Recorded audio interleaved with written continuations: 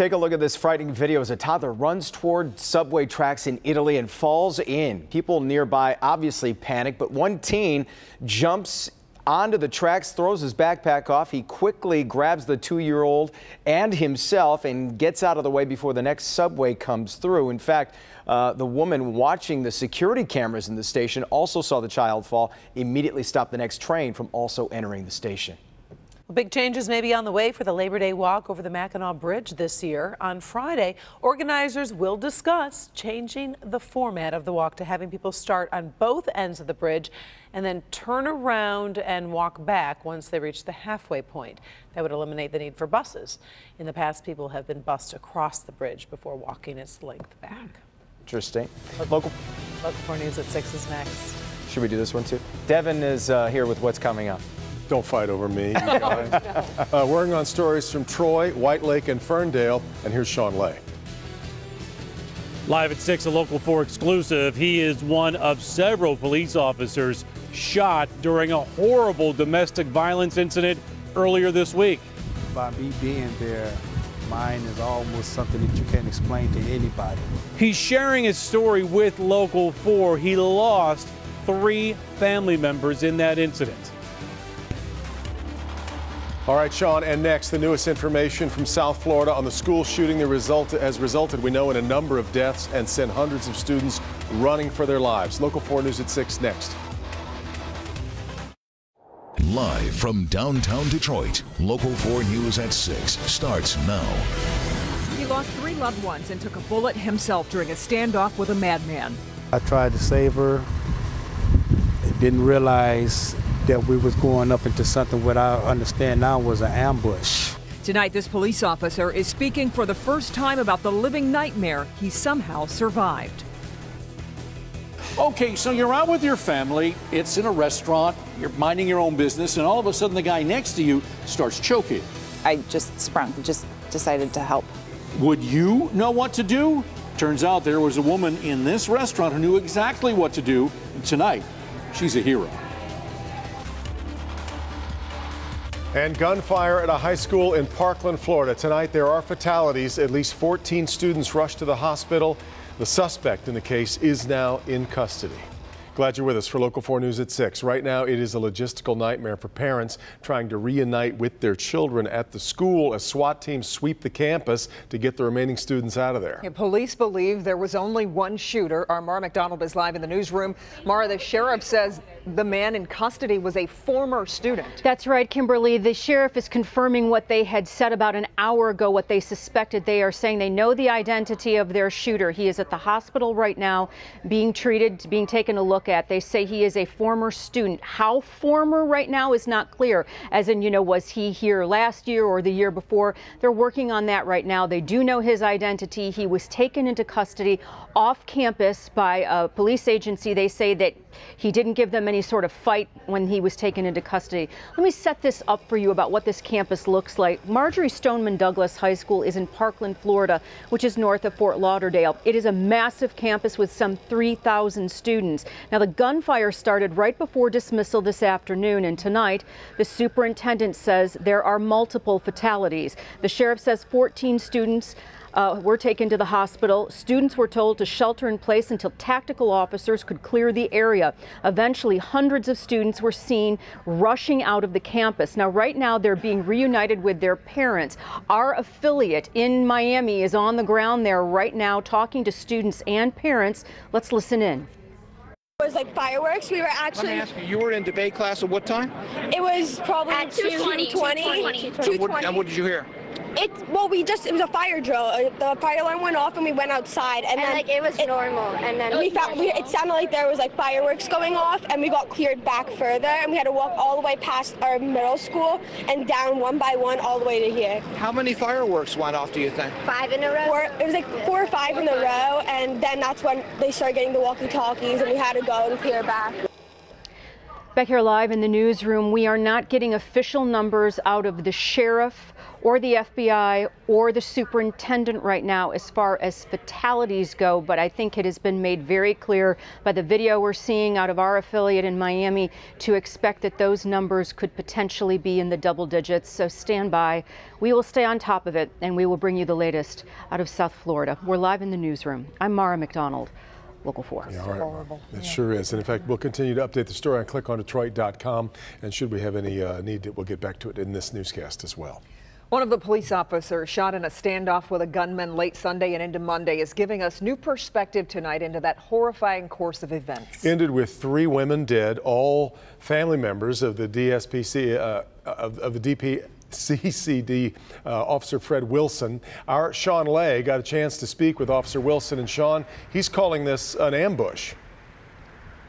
It absolutely was an ambush. Devon Officer Fred Wilson says he ran towards this house to protect his wife, already found her shot.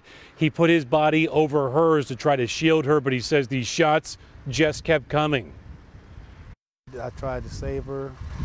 I didn't realize that we was going up into something what I understand now was an ambush. Detroit Public Schools Community District Police Officer Freddie Wilson took a bullet to his leg this week. But that pain is just the beginning for he and his family. By me being there, mine is almost something that you can't explain to anybody.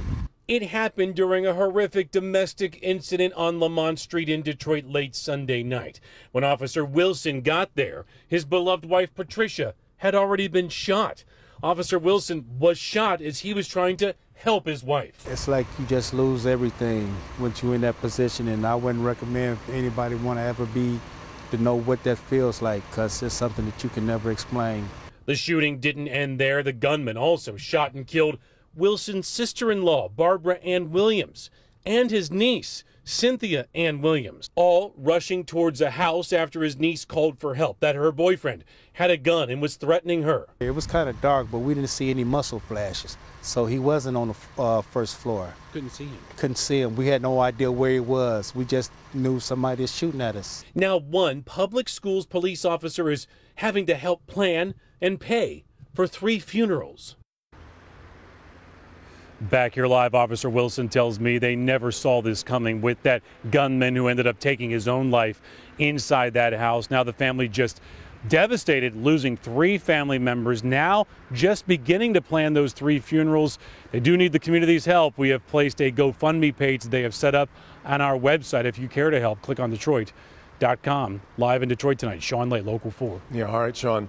Now, meanwhile, Chief Craig is offering up new information today about the death of a Detroit police officer that happened during a training exercise. Officer Darren Weathers was killed when his car crashed during the exercise yesterday afternoon on Michigan Avenue near Clark.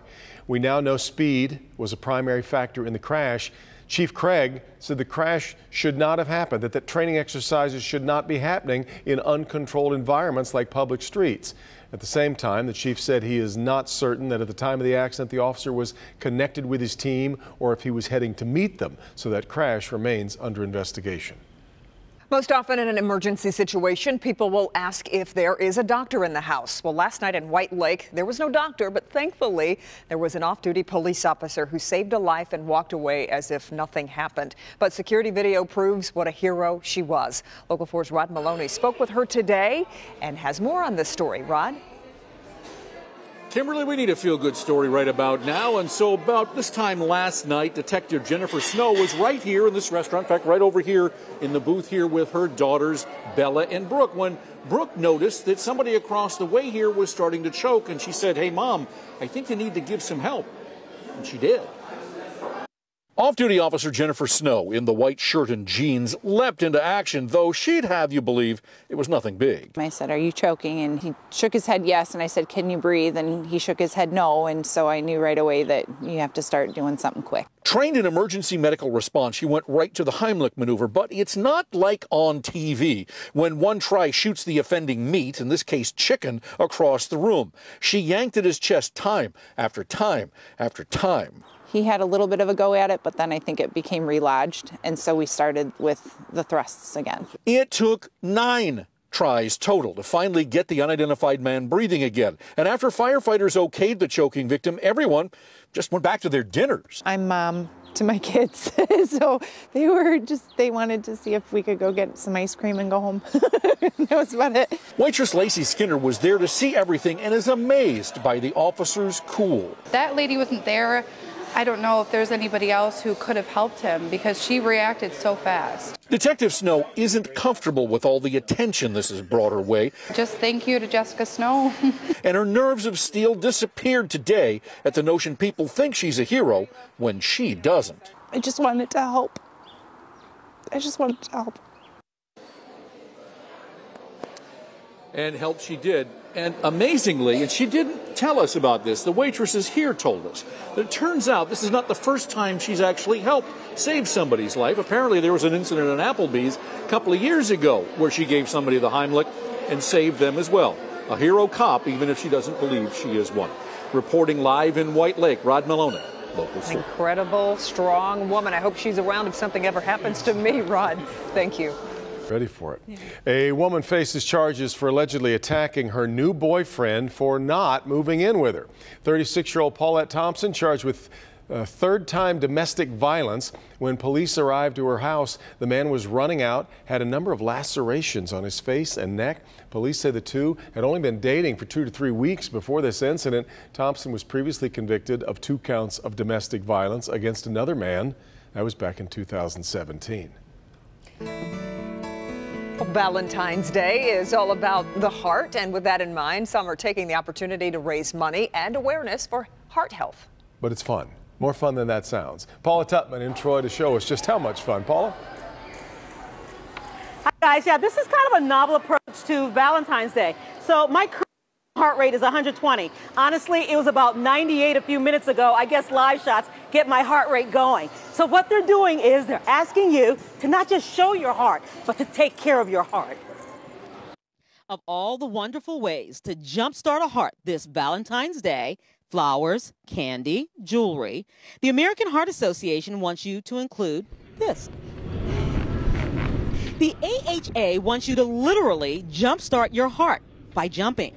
And so until 9 p.m. this evening, it has partnered with Airtime Trampoline and Game Parks all over Michigan for a special event, not only as a fundraiser, but as a heart rate raiser. It's just to show the heart healthiness of jumping and what jumping can do for the heart. Here's why it's great for your heart. Consider this. The average resting heart rate for those who are 10 years and up is 60 to 100 beats per minute. Okay, so I'd already been clowning around on the trampolines. Okay, that's not actually me. That's Bernard, a martial arts enthusiast. This pretty much shows you my true abilities on the trampoline. When I finally got serious, my heart rate was already 105. By steadily jumping, for less than 2 minutes, my heart rate jumped to 152. It hardly felt like work. And for my age, don't ask, it took less than a minute to get my heart rate up to an ideal target zone. 10 minutes of continuous jumping is the equivalent of running an 8-minute mile. So it's a really good way to go out there, get your heart rate up, get some cardio, and have fun doing it. Yeah, you can have a lot of fun. Now, it usually costs about $12 an hour to jump at Airtime, but tonight it's $10 for 2 hours. I dare you to try to do this for 2 hours, honestly. But you get quite the work. And again, a portion goes to the American Heart Association. And my heart rate in a minute and 30 seconds is 158. And that's about as much exercise as I've done this year, guys. Oh, you got another hour that we paid for there, Paula. Go ahead. Yeah, don't waste your money. That's really great. Yeah, no mas. Exactly. No mas. All right, Paula. All right, we do have some breaking news that we need to get to. A rollover crash is impacting traffic on M14. Take a look here. These are live pictures from Sky 4. This is on the westbound lanes near the Gottfriedson Road exit. Right now, one lane is getting by on the westbound side. You can see their car is either spun out or they're upside down. We'll continue to follow this story and bring you updates as we get them here on the air and on clickondetroit.com. Now, still ahead, a nice reward for a hardworking educator. We're there as one local school district's Teacher of the Year gets a big surprise. Hi, Ben. Kim, Mother Nature's been showing us some affection with these temperatures above average for this time of year. But if you're driving home from dinner tonight, watch out for fog and drizzle by the time we get into the late evening. More on that straight ahead. All right, Ben, and we continue to keep our eye on what's happening in South Florida. There's been a shooting at a high school in Parkland, Florida, and here's what we know at this hour. The sheriff says there are fatalities. At least 14 people we know taken to the hospitals in the area. The shooter is believed to now be in custody, apparently a former student, 18 or 19 years of age. He was arrested off campus following the shooting. Stay with Local 4, NBC Nightly News. We'll have a full detailed report coming up on this at 6:30. Back in a minute. Think fast. A local second grade teacher got the surprise of a lifetime today. He was awarded the Troy School District's Teacher of the Year award, an honor that happens to come with the keys to a new car. Larry Spruill was there. Oh my gosh, look at all these people. Holy moly. It's the day for showing your appreciation and love. We ready? That's what happened inside this Troy School District Elementary School Wednesday when school leaders and staff members I brought a few friends by. Interrupted this classroom. We have a very special announcement to make. Mr. Segovia has been named the Troy School District Elementary and overall Teacher of the Year. Yes. It's an award that honors hard work and dedication, the very reasons why this second grade teacher, Ed Segovia, stood out from the rest. Mr. Segovia won this award for a number of reasons, but first and foremost, he won this award because he believes in each and every one of you. But this award is more than just flowers and a title. From the Suburban Collection, we'd like to give you a lease on a brand new vehicle of your choice from the Suburban Collection in Troy. It's news that brought Ed Segovia to tears. Overwhelmed. Yeah, overwhelmed, but very grateful. Congratulations. To celebrate this occasion was a classroom full of teachers, friends, and both former and current students. Many of these same people wrote letters expressing the lifelong impression this Teacher of the Year made on their lives. He says the recognition is nice, but teaching is way more than that. It seems that way, but is that my goal? No, that was never my goal. My goal was just, let's get kids to love learning and reading. Now, he's already won the Elementary School Teacher of the Year. The next step is that the county will decide who their Teacher of the Year is based out of elementary, middle school, and high school. Reporting in Troy, I'm Larry Spruill, Local 4.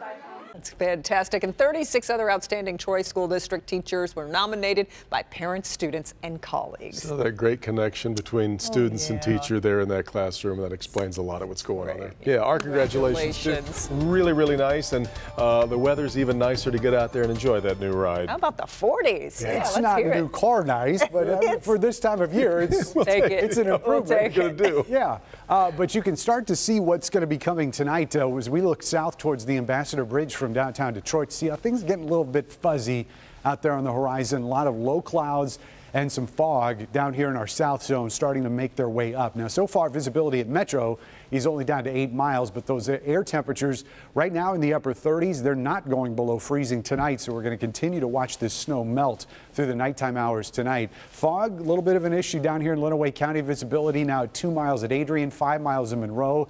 You get down south of the state line towards Toledo and Lambertville, and visibility down there towards a mile at times. So we're going to gradually watch this fog move up through the rest of the area. A lot of melting snow, but there's still plenty of it out there. And when your legs are that short, you get on top of a love bug on Valentine's Day if you want to enjoy the sights. That's Gretchen, and I don't know if she's terrified or relaxed, can't really tell, but she's on top of a Volkswagen, so thank you for that shot on Storm Pits. There you see most of those low clouds down here to the south, and again, we'll see a lot more of those tonight. As far as precipitation goes, there could be a little bit of drizzle coming out of these clouds, but it's going to be very light if we see it. The more pressing issue is going to be some of that fog hanging around through tomorrow morning, probably through a good chunk of Thursday, but we will see an increasing area of rain. This is 4 o'clock. We'll see at least some steady rain at times, but more widespread stuff as we get into the evening hours. Cold front will be chasing that away, and you can see some snow up there in central Michigan.